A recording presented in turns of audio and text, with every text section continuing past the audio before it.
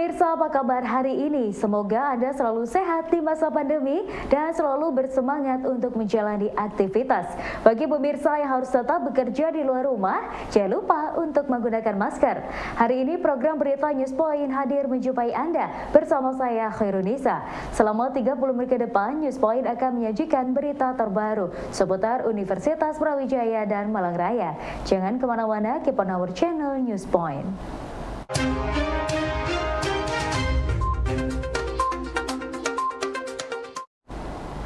Busana wedding dengan konsep modest menjadi karya ciptaan Adiba Bahrat. Bisnis fashionnya by Adiba Bahrat menyediakan berbagai gaun pengantin yang cocok bagi peminat baju dengan gaya modest atau tertutup dengan desain yang simple dan cantik. Untuk karya yang saya buat berupa wedding, baju-baju wedding, khususnya baju-baju modest nih. Jadi kalau konsep saya sebenarnya baju-bajunya yang modest itu tertutup tapi tidak melulu untuk yang berhijab. Jadi untuk yang non-muslim pun silahkan, yang penting nggak terlalu terbuka gitu. Kalau untuk request dari para calon pengantin biasanya menyesuaikan bentuk tubuhnya. Jadi emang di situ tantangannya, seorang fashion designer tuh harus benar-benar menyesuaikan para kliennya satu persatu. Jadi memang dibuatnya custom. Jadi kita mengikuti apa sih yang dimau oleh si klien ini gitu. Kalau untuk pakem-pakemnya, aku yang jelas nggak bikin yang terlalu terbuka. Misal kayak bustier gitu, aku nggak bikin. Jadi lebih ke yang sedikit lebih tertutup gitu. Kalau untuk desainnya, aku bikin yang simple tapi yang cantik. Jadi aku main di detail. Kalau desain emang sebenarnya nggak terlalu rumit, tapi aku main di detailnya aja. Dalam pembuatan sebuah desain, tren fashion menjadi salah satu hal yang penting dalam pembuatan gaun pengantin. Adiba Bahrat selaku desainer menjelaskan, warna menjadi salah satu tren fashion yang dapat dijadikan referensi dalam pembuatan sebuah gaun pengantin. Warna sage green, lavender, dan lilac menjadi warna yang tren untuk tahun 2022. Oke, kalau referensi-referensi yang jelas sudah ada di setiap tahun kan ada fashion trendnya. Tapi untuk baju wedding sebenarnya nggak bisa kita terpaku pada fashion trend itu. Jadi benar-benar harus menyesuaikan personalnya masing-masing. Mungkin kita mengikuti trennya itu di bagian warnanya aja. Color palette setiap tahun itu pasti berbeda kan. Kayak sekarang lagi innya itu hijau sage atau lavender, lilac masih on banget kan di tahun ini. Jadi kalau untuk desain aku lebih menyesuaikan para kliennya. Oke, kalau tantangan sebenarnya lebih ke proses pembuatan ya, karena yang sekarang itu kan reference bisa didapat dari mana aja. Jadi para klien ini tuh bisa minta model tuh segala macam. Jadi gimana caranya kita bisa benar-benar mewujudkan sesuai dengan keinginan para customer kita gitu.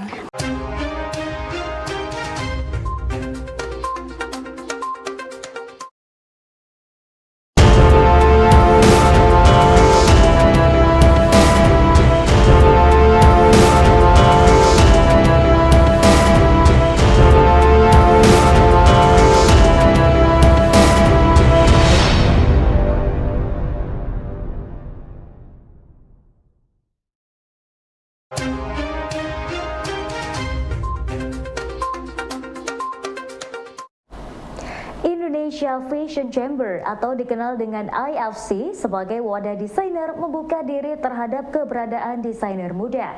Hal ini diungkap Agus Sunandar, tokoh IFC Malang yang mengharapkan desainer muda bergabung dalam IFC.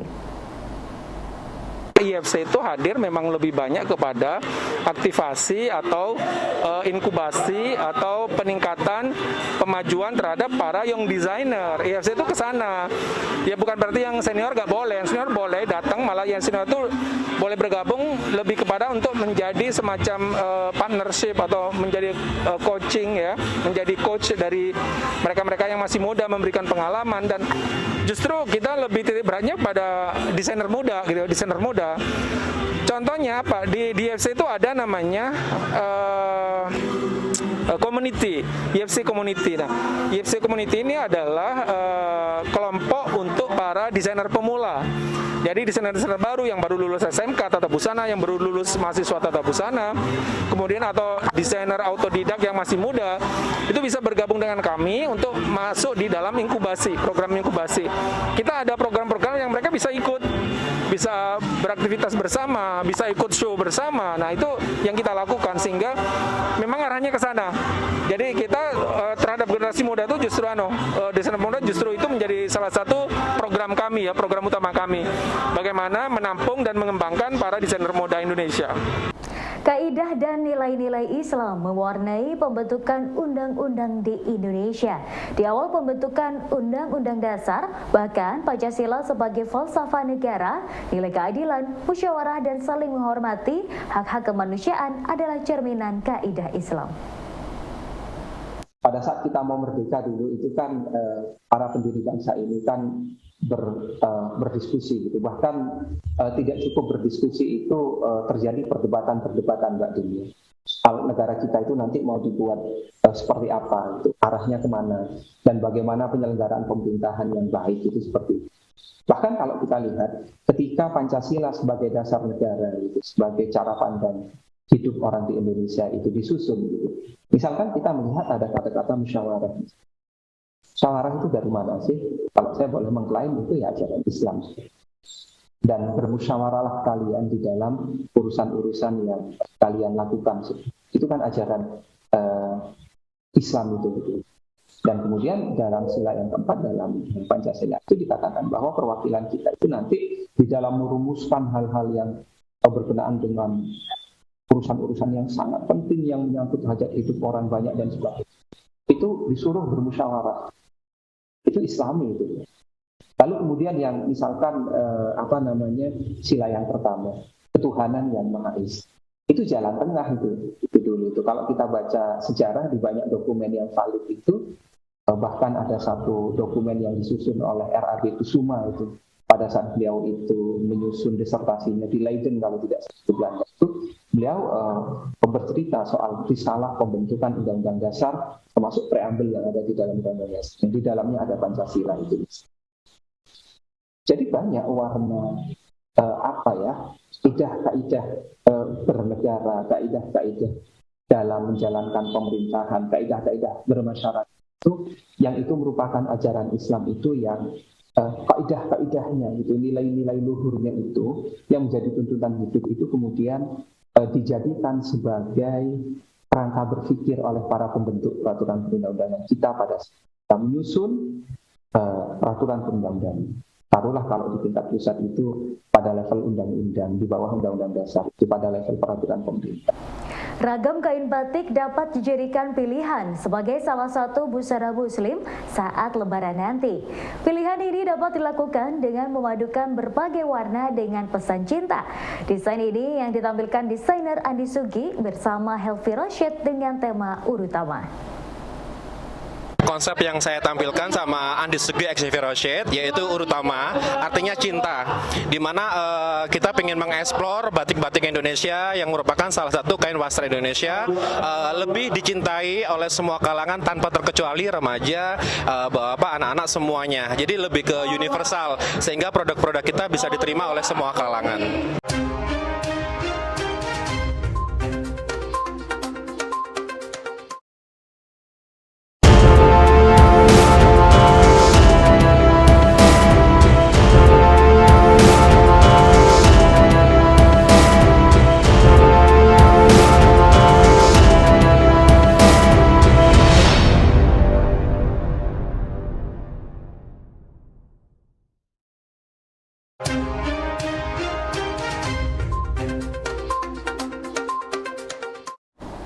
Perumahan atau pemukiman di Malang sebagai kota pendidikan sedang berkembang dengan rumah bergaya Islami. Arsitektur Universitas Brawijaya Yusfan Adiputra membenarkan hal ini.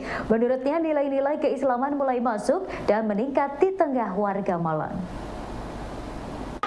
rumah Islami sendiri, mungkin saya ingin menceritakan sedikit cerita ciri-cirinya Pak ya. Ciri-cirinya tentang rumah Islami itu sendiri. Sebenarnya perkembangan rumah Islam itu saat ini lagi sedang banyak Pak ya, hype juga di Kota Malang tentunya, karena juga mengingat Kota Malang juga kota pendidikan yang juga kemudian itu berimbas pada perkembangan atau aglomerasi kota terkait dengan perumahan dan permukiman. Dan kemudian saat ini memang juga seperti kita ketahui sendiri bahwa nilai-nilai keislaman itu sudah mulai masuk dan meningkat ya di warga masyarakat kita, dan itu juga mulai terlihat dari bagaimana warga kita itu menata rumahnya. Nah, kebanyakan memang rumah-rumah Islam ini kita bisa lihat mungkin yang secara kasat mata itu adalah dari tampilan rumahnya. Nah, tampilan rumah sendiri ini tidak lepas dari beberapa gaya-gaya yang mempengaruhi dari rumah itu sendiri ya. Misalnya itu adalah gaya-gaya Mediteran ya, yang mungkin kita lebih banyak mendengar seperti itu. Padahal sebenarnya yang lebih tepat adalah gaya Muris ya, gaya Muris yang berkembang di daerah Mediteran sebenarnya. Nah, arsitektur Muris ini sendiri dipengaruhi dari asimilasi dari arsitektur Barat yaitu klasik, dan kemudian arsitektur Islam yang berkembang di utara Jazirah Afrika, yang saat itu juga memang banyak-banyak seperti kalau kita bilang Maroko gitu ya, Aljazair, Tunisia dan lain sebagainya. Nah, ini juga kemudian karena perkembangan perjalanan umroh dan haji dan lain sebagainya yang kemudian juga ada dipaketkan dengan itu, sehingga masyarakat dari sana melihat gitu Pak ya, melihat bahwa ada gaya seperti itu yang mungkin bisa diterapkan di rumah ya, rumah arsitektur atau di gaya-gaya bangunan tempat tinggal yang ada di perumahan, seperti itu Pak. Arsitektur yang berkembang di Mediterania memiliki kemiripan dengan di Indonesia karena negara Mediterania beriklim cenderung kering yang sesuai dengan iklim di Indonesia, yaitu kemarau. Hanya saja Indonesia juga memiliki musim hujan sehingga memiliki tingkat kelembapan yang cukup tinggi. Jadi untuk menyesuaikan dengan sebenarnya arsitektur Muris ini sendiri yang berkembang di Mediteran itu hampir 11-12 dengan kita Pak, karena mereka juga memang punya iklim yang cenderung kering gitu Pak ya, yang sesuai dengan mungkin iklim kita yang di sini kemarau. Hanya memang di kita ini adalah ada hujannya ya, sehingga lembab itu tinggi. Sehingga memang konsep Muris juga itu menekankan konsep open plan ya, open plan dalam artian bahwa terbuka gitu, sehingga memang dari gaya-gaya Mediteran sendiri itu dapat langsung bisa diaplikasikan, namun dengan penyesuaian misalnya dengan bentuk atap yang lebih curam supaya air hujannya itu cepat untuk jatuh ke tanah, dan kemudian dengan penggunaan sistem kanal pipa yang ada di atap gitu ya, sehingga dapat memudahkan untuk air itu bisa dialirkan dengan lancar. Pun demikian juga dengan beberapa tambahan-tambahan, misalkan kalau di salah satu juga ciri-ciri dari rumah yang Islami biasanya ada kolam renang ya, ini Pak, bukan kolam renang tapi kolam gitu ya, kolam gitu yang biasanya ada ikan, dan di sana biasanya juga itu untuk mendinginkan ya rumah ya, passive coolingnya, karena memang juga di rumah-rumah di Arab gitu ya, di Jazirah Arab juga mereka ada di courtyard tengah rumahnya itu juga menggunakan aspek-aspek atau elemen seperti itu Pak. Konsep rumah Islami menjadi salah satu konsep idaman masyarakat di Indonesia. Masyarakat akan mengupayakan untuk mengorientasikan rumah ke arah kiblat. Rumah juga harus memiliki ruang untuk sholat. Pemilik rumah biasanya memilih membuat musola kecil dengan ukuran 1 kali 1,5 meter. Jadi untuk ciri-ciri rumah Islami sendiri, pertama adalah kita mengupayakan bahwa rumah, biasanya tuh warga atau masyarakat mengupayakan untuk mengorientasikan rumah itu ke arah kiblat. Ya, tapi kan ini agak sedikit sulit manakala kita misalkan membeli perumahan gitu ya, rumah dalam perumahan dan lain sebagainya. Dan kemudian biasanya di dalamnya itu kita pasti ada tempat untuk sholat. Biasanya kita membuat musolah kecil ya Pak ya. Itu biasanya ada. Kita menyesuaikan juga dengan ukuran sajadah yang biasanya 1 kali 1,5 meter, dan biasanya kita bikin 3 saf ya. Jadi setidaknya bahwa kita sudah menyediakan ada spare 5 meter kali mungkin 3 gitu gitu ya Pak untuk musola ya di dalam rumah. Lalu penggunaan geometri Pak ya, penggunaan geometri yang kaitannya dengan bentuk ornamen maupun dekorasi dari arabesque ya, arabesque. Jadi arabesque ini memang banyak ornamennya itu yang seperti kita ketahui ya, ada ornamen-ornamen kaligrafi yang kemudian dimodifikasi sehingga itu menjadi bagian dari tampilan estetis dari rumah gitu yang biasanya diaplikasikan di fasad.